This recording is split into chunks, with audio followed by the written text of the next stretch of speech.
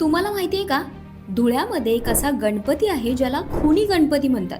पण त्यामागची स्टोरी सुद्धा तितकीच इंटरेस्टिंग आहे, त्यामुळे ही रील पूर्ण बघा.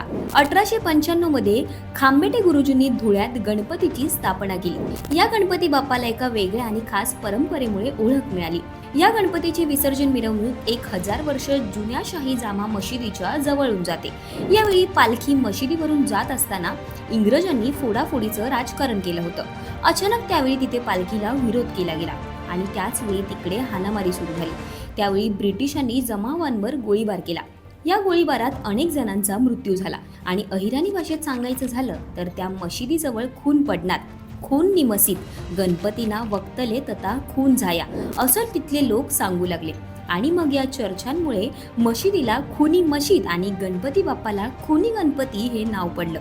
त्या वर्षापासून धुळ्यातल्या या विसर्जन मिरवणुकीत मुस्लिम बांधवही सहभाग घेतात आणि मशिदीचे मौलाना गणपतीची आरतीही करतात. तुम्हाला ही खुनी गणपतीची स्टोरी कशी वाटली हे कमेंट करून नक्की कळवा.